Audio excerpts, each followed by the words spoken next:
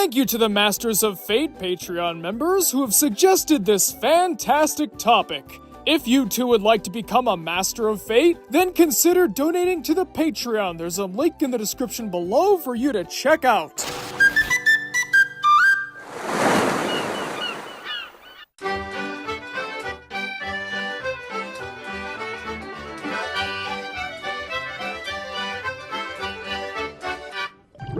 We all know those kinds of people, right? Where every single interaction, every single conversation, it's always about one thing. And that thing just so happens to be whatever show, movie, series, whatever that they're absolutely obsessed with. You try to change the conversation one way, they bring it back to what they love. It's basically their entire personality. Sonic! Sonic! Stop hating on Sonic for no reason! You need to calm down. Many seem to think that this is a more recent development, what with the likes of streaming and internet videos becoming more popular. But no, in the case of one fictional icon, this has clearly been going on for a lot longer than many might think. Enter Patchy the Pirate, when fandom goes too far. I hope you know I ripped all of your pictures off the wall. So first of all, who exactly is Patchy the Pirate? Well, person who's clearly never seen a special episode of SpongeBob SquarePants, allow me to fill you in.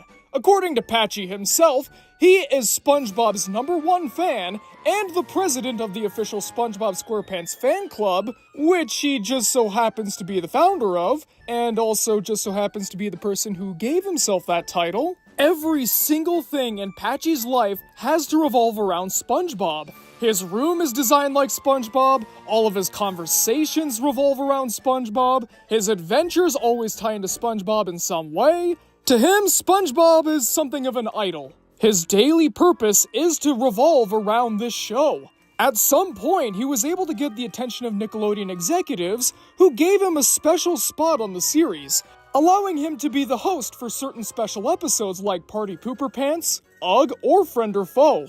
Given the fact that he's SpongeBob's #1 superfan, or biggest fanatic, if you will, you would think that now his life is officially complete. But no. Despite being on the SpongeBob show, Patchy's not satisfied, and he won't be until he meets the star himself. Not Tom Kenny, the voice of SpongeBob. I mean, all he'd have to do is look in a mirror, am I right? But he wants to meet the little yellow fella himself.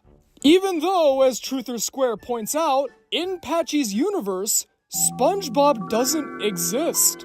He's a cartoon character who stops living once you turn off the TV. But to Patchy, they're just non-believers. SpongeBob is out there somewhere, and he will not rest until he finally meets his hero in person. It starts off as an innocent fanboy obsession, but then quickly becomes destructive. Patchy ruins his own 10th anniversary showcase just because he wants to meet SpongeBob, all while wasting the time of the guest stars and the audience members. He even kidnaps a mailman and steals his truck so that he could go to the North Pole in some kind of sick, twisted pursuit to get a Christmas wish, and I'll bet you'll never guess what he's gonna wish for. But it goes beyond just trying to meet SpongeBob. To some extent, Patchy also wants to be SpongeBob as well. There are the obvious examples, like in Friend or Foe, where he and Potty get a job at a burger place to, guess what, be like SpongeBob. But then there's also other elements to Patchy's lifestyle choices, most notably in Party Pooper Pants. In the wraparound segments, partially to coincide with the premiere of the SpongeBob's House Party special, and also, again, to be like a certain somebody, Patchy hosts a big house party for all of his nautical friends. And also a quick glimpse into seeing that even if SpongeBob was real, Patchy still invited him wrong, so there's that. But in this party, Patchy acts exactly as SpongeBob does in the episode. He's socially oblivious, he's causing a ton of problems, he's overly giddy, annoying everybody he's around, and ultimately becomes the person who's ruining his own party. Now, of course, this is all fine and good for SpongeBob, he's just a cartoon character that makes you laugh, But for Patchy, he's only ever around a parrot that makes fun of him all the time, so this could have been a big chance for him to finally make some real friends. It's clear that through the interactions in these wraparound segments, Patchy's presence is tolerated at best and disliked at worst. And his continuing obliviousness is not helping matters either. But it's okay for Patchy. That's what SpongeBob would do, and hey, look how popular SpongeBob is. And if you're wondering why Patchy doesn't just get out in the world and try to make something of himself, well, he does. It just never seems to work out in his favor. Whether it be trying to get a new job, talking about the past versus the future, getting lost in the formerly Encino Desert, or even going on a treasure hunt with Big Time Rush, he rarely ever has a good time. He'll either get blown up, fired, pelted with stuff, accosted by aliens, or have his treasure stolen at a moment's notice. And of course, during most, if not all of these adventures, it's always SpongeBob this, SpongeBob that. I wonder how SpongeBob would react if he was in this situation. This reminds me of the time where SpongeBob did this. This, in turn, creates a vicious cycle for the poor pirate. He starts off by obsessing with SpongeBob, attempting to emulate his life and/or lifestyle. He gets deeper into the show. He fails at a social interaction or outside situation. The pain causes him to retreat back into SpongeBob and double down, and then the cycle repeats. And the saddest part of Patchy's tale is that, all things considered, he's probably the most realistic character in the entire series. I know there's all those memes and Twitter posts about how everybody grew up to be Squidward, and they're all coming to work with the "I really wish I weren't here right now" button. But if you look on some internet forums, social media sites, or even just talking to people in your office, chances are you're gonna find at least a dozen Patchies. People who are obsessed with a certain media franchise or media type and make it their entire life. And yes, I get it. These are their comfort shows, so to speak. This is where they can turn whenever life gets difficult or they realize just how alone they are. But the thing is, it's a lot like a security blanket for a child. Yes, it makes them feel better, but after a certain period of time, the blanket's going to stunt that child's growth. But no matter how much you try to make the case that this blanket is not helpful in the slightest, it always falls on deaf ears. Getting rid of the blanket means getting rid of comfort, safety, even happiness. It's sort of the same with adults, especially these days where rent and housing prices are going through the roof and inflation is off the charts. And hey, as for social aspects, just because the internet makes the world a whole lot smaller, it doesn't mean that it's any easier to reach out and meet a friend. Some might even say that the advent of social media might even make that harder. Sometimes these people might say that it's not worth getting outside and meeting anybody because they're just going to end up failing anyways. There's something about them that's off-putting or socially repellent. They're never going to make any meaningful connections, so why not stay inside and fall even deeper into insert thing here? That's the thing. Taking the first couple steps isn't easy, but that's how you get things done. If you're, say, socially awkward or nervous, sometimes some of the best things you can do is just step up, try and talk to people, and learn from there. Through talking to other people, you'll be able to learn from your interactions. You can see what went well, what didn't, and how you can improve from here.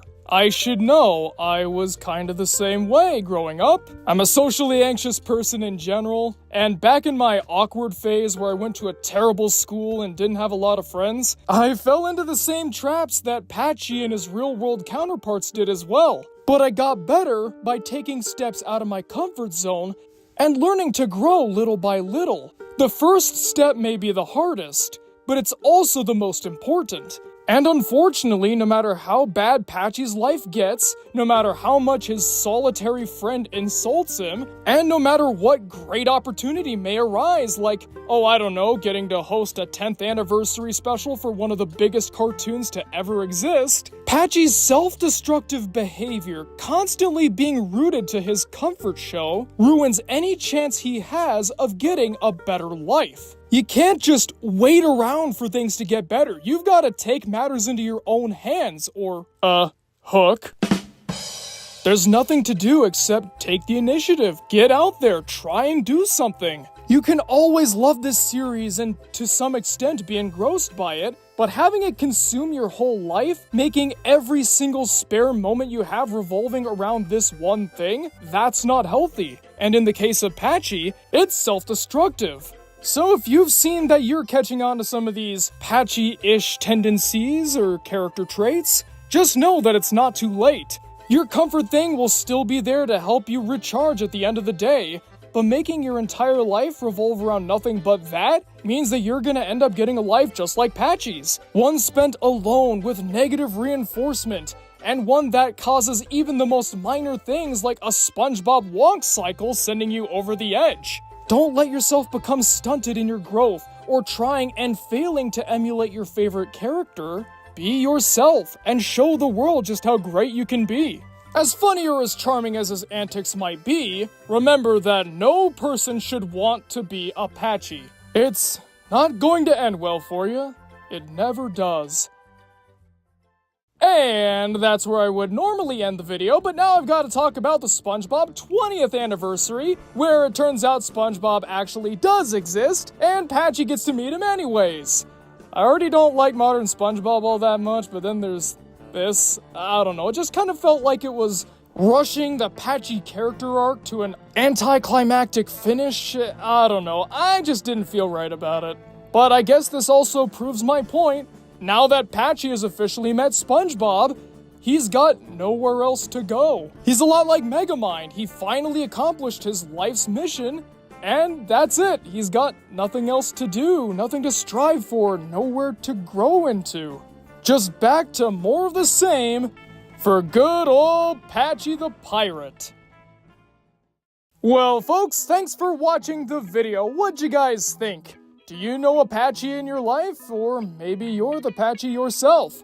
You don't have to comment about that below, but I guess I could ask. What's your favorite Patchy segment? Yeah, there we go, that's better. For me, I would probably say, oh man, it's so hard.